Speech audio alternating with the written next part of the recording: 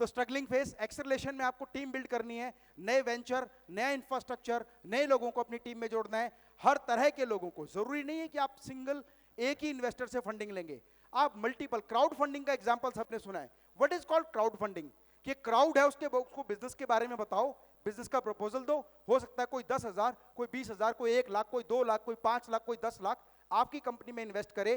तो crowd funding से आया हुआ इन्वेस्टमेंट ज्यादा इजी इन्वेस्टमेंट होता है। पता है क्यों? क्योंकि जब आपका इन्वेस्टर वापस भी मांगेगा तो 500 लोग इकट्ठे नहीं मांगेंगे। 500 में से 10 ने कहा कि जी 1-1 लाख रुपए मेरे वापस कर दो, आपने वापस कर दिया, तो आपके पास बर्डन भी नहीं होगा।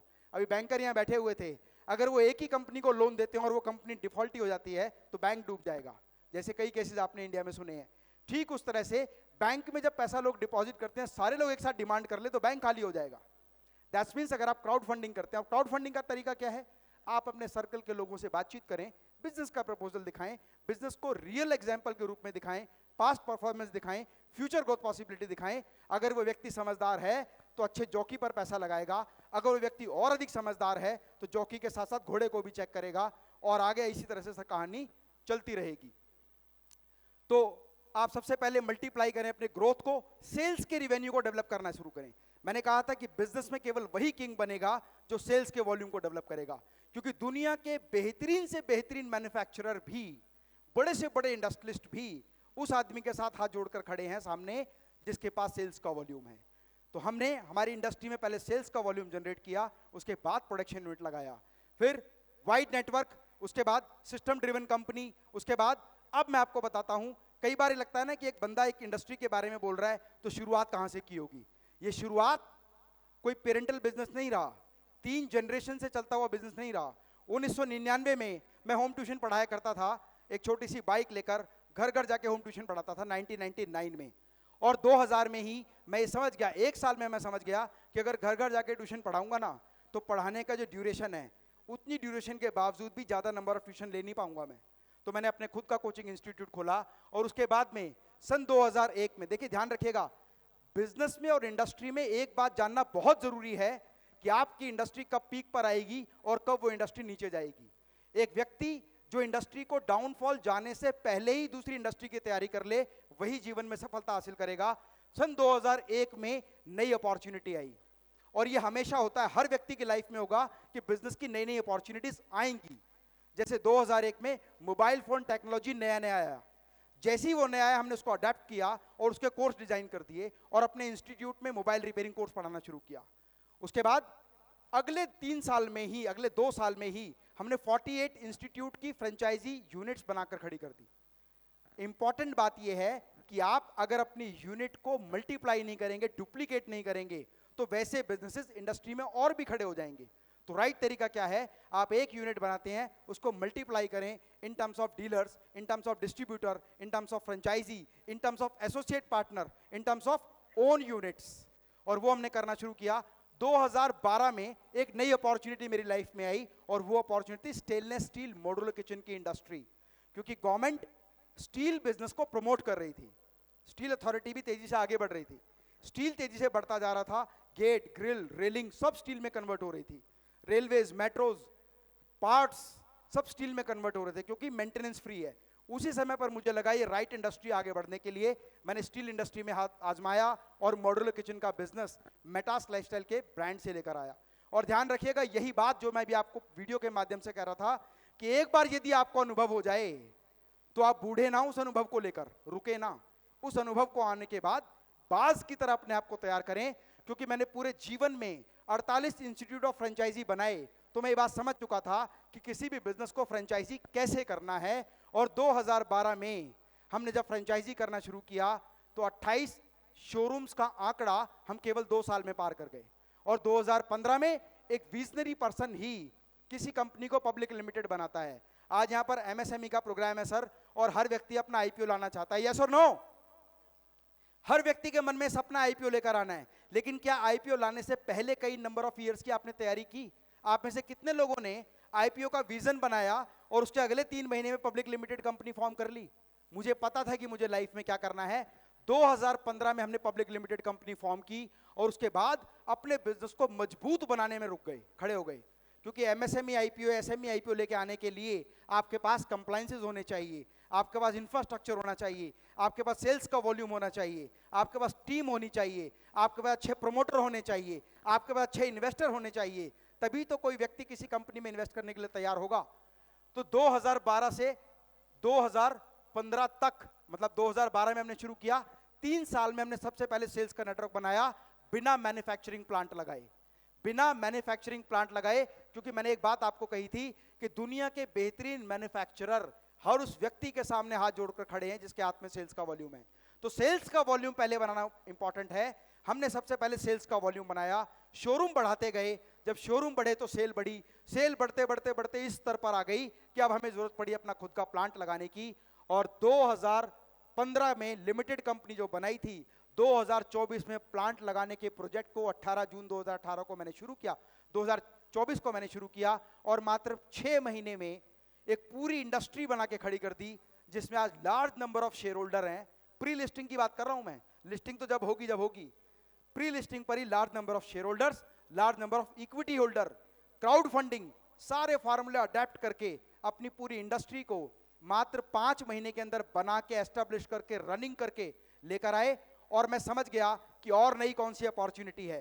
फ्रेंड्स, बहुत ध्यान से समझिएगा, ट्रांसफॉर्मेशन ऑफ बिजनेस क्या है, कि जब किसी भी बिजनेस में कोई भी लग्जरी नेसेसिटी में कन्वर्ट हो रही हो, तो वो राइट टाइम है उसमें एंटर करने का। लग्जरी नेसेसिटी में कन्वर्ट हो रही हो, तो हमने देखा कि लिफ्ट जो इंडस्ट्री है ना, वो लग्जरी है, लेकिन धीरे धीरे वो नेसेसिटी में कन्वर्ट हो रही है। आज नॉर्मल बनने वाले फ्लोर में भी लिफ्ट लगती है। और आइडेंटिफाई किया कि इंडिया में लिफ्ट मार्केट सेगमेंट क्या है, उसको अच्छे से समझा, और एक बात को अच्छी तरीके से समझ लिया, शिंडलर, कोने, ओटिस, जॉनसन, इस तरह के ब्रांड्स होने के बावजूद भी, सर 2 मिनट रह गए कंप्लीट, इस तरह का डेवलपमेंट होने के बाद भी एक इंडियन इंडस्ट्री ग्रो नहीं कर पा रही। क्यों नहीं कर पा रही? क्योंकि इंडियन इंडस्ट्री को ये पता ही नहीं है कि इंटरनेशनल लेवल पर काम करने का तरीका क्या है। तो हमने सोचा कि हमें कॉम्पीट इंडियन से नहीं करना, हमें इंटरनेशनल ब्रांड से करना है। क्योंकि मैं जान के आश्चर्य होगा कि इंटरनेशनल ब्रांड भी हर सिटी, हर स्टेट में अपने प्रोडक्शन यूनिट नहीं लगाती, वो खुद जॉब वर्क पे काम कराती है। मैंने कहा जब जॉब वर्क पे काम कराना ही है और सेटअप तो मेरे पास अपना खुद है, तो सबसे पहले जिसको जॉब वर्क कराना अपने यहाँ बुलाओ। तो हमने सबसे पहले मार्केटिंग शुरू की। If you are in lift industry, will make job work for you. लगभग 20 कंपनीज मेरे आई हैं जिनका माल मैंने बनाना शुरू किया। और बिजनेस सेगमेंट को समझने के बाद सबसे पहले 2024 में ही 31 दिसंबर से पहले टेक्सास यूएसए में अपनी कंपनी रजिस्टर करके मेड इन यूएसए का ब्रांड बना के, वहां पर एक कॉर्पोरेट ऑफिस बना के, वहीं से सेगमेंट डेवलप करा के अपने ही बिजनेस को अपने आप इंडिया में लेके आए कि made in USA now in India. और you will got surprise, the price that is equal into Schindler, Kone, Otis and the brand made in India. और लोग मेड इंडिया में करके भी मेड इंडिया का प्राइस बीट नहीं कर पा रहे हैं। एंड हमने स्टडी किया कि पूरे वर्ल्ड में बोल रहा हूं दोबारा मैं, पूरे वर्ल्ड में लिफ्ट इंडस्ट्री में शोरूम कल्चर नहीं है। लिफ्ट इंडस्ट्री के शोरूम्स नहीं होते। आज मैं मॉड्यूलर किचन का बिजनेस करता हूं, तो मॉड्यूलर किचन में 1 करोड़ से लेकर 5-5 करोड़ तक के शोरूम है। और लिफ्ट जो प्रोडक्ट शुरू 8-10 लाख से होता है और 40-50 लाख तक के लिफ्ट हम लोग बनाते हैं, उसके अंदर शोरूम कल्चर नहीं है। तो मैंने कहा हम इसको अपनी यूएसपी बनाएंगे। हमने डिसाइड किया we will start US brand in India, जो कि मेरी अपनी खुद की कंपनी है, US brand in India in the showroom culture. And we are expert in making large number of franchisee dealer and distributor. जीवन के जो 40 साल 25 साल में सीखा कि 40 साल का बाद जब बूढ़ा हो जाए तो जवान कैसे बनना है, तो जो शक्तियां हमने ज्ञान इंस्टीट्यूट में लगाई, मेटास लाइफस्टाइल में लगाई, वो सारी शक्तियां डीलर, डिस्ट्रीब्यूटर और एक्सक्लूसिव शोरूम बनाने में लगाया। और हमने डिसाइड कर लिया कि एसएमई आईपीओ 2028, लोग कहते हैं कि एसएमई आईपीओ लाना इज अ टिपिकल टास्क, लेकिन जो बात आपको पता है वो stood like a kids game. हर वो चीज जो आपका बच्चा आपसे पूछता है, तो बच्चों की चीजें हैं, मैं आपसे पूछ लेता हूं, चलो एक बार एक एक्टिविटी करते हैं। 4 और 3 कितने होते हैं? 4 जमा 3।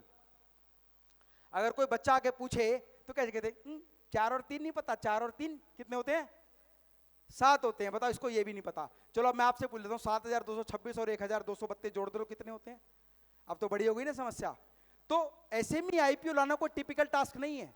टिपिकल टास्क ये कि उसके लेवल पे अपने आप को तैयार करना। और 3 साल का समय बहुत लंबा समय होता है।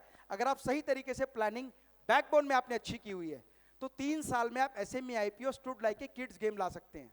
और उसके बाद अगले 2 से 3 साल के अंदर उसको national stock exchange, BSE, NSE main board में भी लिस्ट कर सकते हैं। ये डिपेंड करता है कि आप किस तरीके से काम करते हैं। और ये बात मैं केवल शब्दों के माध्यम से नहीं कह रहा, आज यहां पर इसी प्रांगण में मैं बैठे हुए 3 इन्वेस्टर को खड़ा करता हूं जिनके पास मेरी कंपनी की स्टेक होल्डिंग भी है और मेरी कंपनी के वो एंजल इन्वेस्टर भी हैं, मेरी कंपनी के उनके पास क्राउड फंडिंग के हिसाब से छोटे शेयर भी हैं। किसके पास कौन से ये नहीं बताऊंगा। प्रवीण पोद्दार सर एक बार खड़े होंगे, is one of the investor of my company. और लोग कंपटीशन मानते हैं ना अपनी इंडस्ट्री में, उनका सेम मॉड्यूलर किचन का बिजनेस है। He is the owner of modular kitchen business, I am running modular kitchen industry. He think sir आप IPO आ रहे तो पहले हम इन्वेस्ट करेंगे आप में, जब हम लाएंगे तब आप कर देना। वैसा वर्षा है, जैसे शादी का शगुन नहीं होता, 1100 का लिफाफा दिया तो 1100 का लेंगे। दूसरे खड़े हुए हैं पर पोद्दार जी के साथ डबास जी, ओनिंग ग्लोबल के नाम से इनकी कंपनी है, is also stake holder in my company. Stake holder, when we are talking about stake holder, that is 2.5% equity. मेरे साथ में बैठे हैं मुकेश शर्मा जी, सर एक बार खड़े होंगे प्लीज, ग्लोबल बजाज के CEO एंड फाउंडर डायरेक्टर। जब आप अपने से ऊपर के लोगों को अपने साथ में लाते हैं ना, तो वो केवल लोग नहीं आते, उनके जीवन का अनुभव, उनकी एक्सपर्टीज, उनकी मास्टरी जिस चीज में है, वो सारा का सारा गिफ्ट के रूप में थाली में सज के आपके सामने आता है। नवरत्न अग्रवाल जी यहाँ बैठे हुए मेरे बड़े मेंटोर हैं और साथ साथ बोर्ड ऑफ एडवाइजरी हैं। दिनेश गुप्ता जी यहाँ बैठे हुए हैं, busy accounting software board of advisory है, मेरे मेंटोर भी हैं। मेरे हाथ में 4 धागे बंधे हुए हैं और 4 गुरुओं ने बांधे हुए और 3 गुरु भाई यहाँ साथ में बैठे हैं। 5वें गुरु भाई भी बनने वाले हैं। जोरदार तालियां प्लीज इस बात थैंक के यू, लिए, आप सभी का जोरदार बहुत बहुत तालियां। शुक्रिया।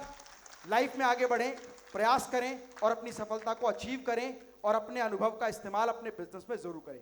Thank you, over to you ma'am. Thank you. Thanks a lot. Thank you so much. That was really motivating session in